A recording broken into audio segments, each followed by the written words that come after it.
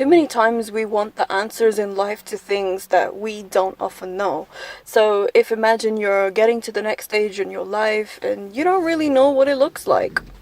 So many people try to rush this stage. They don't know when to hit the brakes, when to change the gearbox. They don't know anything. All they know is we live in this very toxic culture, especially for men. Men are consistently told, this toxic hustle culture, that men are only defined by their money. Now it becomes even worse because we live in a very materialistic and shallow culture whereby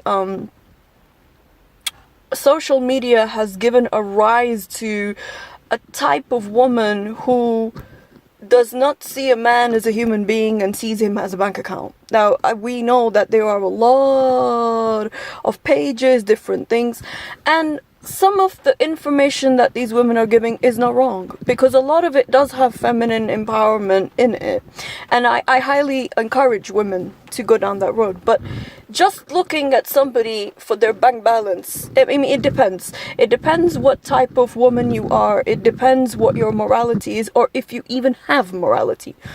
Most people don't have morality. The reason they don't have morality is because they've never really experienced love. They don't have the comprehension of what love feels like. Love feels like this stupid thing whereby I open my heart to people and then I get burned and then I get bitter and then I blame every man for it. It doesn't work that way. So a person needs to know who they are individually. Do you believe in love or do you not believe in love? Most people do not believe in love. We don't have to try and wrap it up or make it pretty or put a pretty little bow on it. Most people have substituted things for love. So, you know, as long as he buys me, insert whatever it is, then I'm happy with him. Well, there's no real mention of love or anything because it's easy to shut a lot of women up with things, and men know that. So there is a lot of pressure on men to have money or to provide, and not in the healthy sense. A man should provide because that is his job, basically, from God. But there is now come that point where men and women, I always tell people, stay off social media as much as possible because it's very destructive to your energies if you are happy with somebody or if you are single wanting to be with a good person, because it will mess you up. It will mentally damage your perception so much of the opposite gender that you simply won't be able to connect. So there's so many bitter women in this world and so many bitter men. And should a man say, oh, I want real love in a woman, guys are just going to be like, oh, and they're very derogatory and nasty words I can use, and I don't want to use them. I don't know who's watching my videos. And you know, they're going to be like, all women this or all women that. It's because what they're seeing on social media is, like I've said, these type of women who the only thing they ever see in a man is money, his bank account. Look, nobody is saying that you need to fund a man's life, or you need to, if a man is healthy, he knows that's his own responsibility. But you can hear the bitterness talking out of so many women that it's almost scary. Now, there's one account that I don't follow the account, but sometimes I've seen the posts. And this woman is so ruthlessly bitter against men who do not have a certain level of money. And I thought, okay, you know, this is interesting. I kept an open mind and I was like, I want to know her story of what she comes from. Because I bet you 11 times out of 10, she came from a very, very poor household where maybe herself or her siblings have had to struggle so much. And yeah, turns out that is the answer.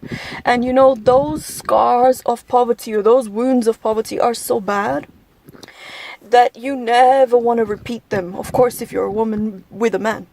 But that doesn't give somebody the license to just be nasty to someone.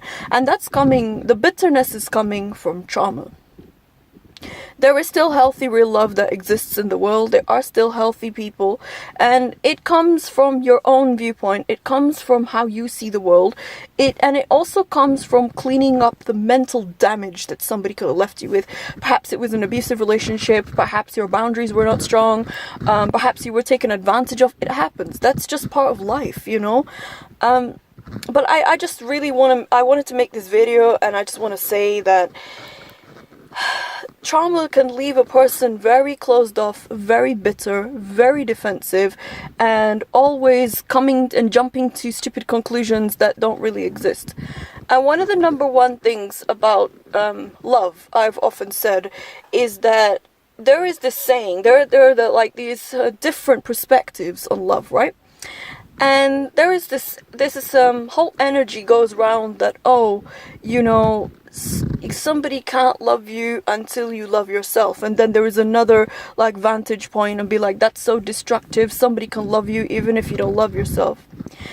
I can tell you guys from experience that even if you have good intentions towards somebody, you genuinely care about them, you love them, if that person has not healed their insecurities, most people don't, so they walk around like an open, raw, exposed nerve, they will do everything in their power to fuck it up, to self-sabotage and push you away. And they're going to be the number one person who says, nobody stays in my life, everybody leaves. Well, you want everyone to leave. That's the point. I made a video, I think was it probably about 10 months ago, and I said, people have no choice but to honor your thoughts. Whatever your thoughts are, you're radiating. People do not understand the power of thoughts. So if you're constantly radiating that everybody leaves me, they leave me, and I understand their abandonment issues. I've experienced a lot of that. But at the end of the day, if somebody wants to stay, you can't chase them away. They're going to be like, alright, this person's self-sabotaging. Like, to me, I used to come from that higher perspective, and then I came to the point in my life and thought, if this person truly does not want me there, that's completely fine. Not because I felt bitter, not because I felt angry. I just thought to myself, you know what, I don't have the time to be cleaning up and babysitting somebody's trauma. I've already experienced so much of my own, and I really, really had to go through that gauntlet so that when good people come into your life, because most people have never, ever, ever, ever seen a good person in their life. Never. Because this world is a shit show. Just look at the world we're living in. Everybody seems to glorify traumatic families, abusive families, dysfunctional families. They find it funny that their parents hit them, their parents neglected them, their family is psycho. They find it funny. There's nothing fucking funny about this stuff. It damages you. It damages your ability to connect in a healthy sense with people. So people, not only in love, but people will do this in relationships, which is a form, friendships, which is a form of love too. Obviously platonic love, whereby I think this person's too good of a friend, I don't deserve this friend, so I'm going to do something to fuck it up so that I can drive this person away from me. And then it's going to be like, people don't stay, you know, people always leave, no, you can't say that to people. So there are many viewpoints that people are coming from a damaged perspective, instead of going away, focusing on that damage and thinking, I wonder what it is. If people are walking away, what is it I'm giving out? What's happening? How do I take accountability? Because people are not interested in accountability in today's world. That's the reason they're happy to blame someone. Oh, I met this person, it didn't work out, whether it's a friendship, whether it's a relationship. We all contribute to things. We're all toxic, even myself. I've done plenty of toxic shit in the world. I'm very aware of where I've been toxic, how I've been toxic. It's the past. I cannot fix the past. I cannot go change the past. All I have to do is fix on myself and move on. And that's what I highly recommend for everybody in this channel when I do videos for Spartanite. Heal inside. Have the self-awareness, because a lot of people, they focus on their kids, their marriages, their businesses, especially businesses or careers, so they don't have to look at themselves. The idea with self-empowerment is being in your power. Self-development is not empowerment. It's just developing yourself. But empowering yourself means you leave behind everything that takes away your power away from you.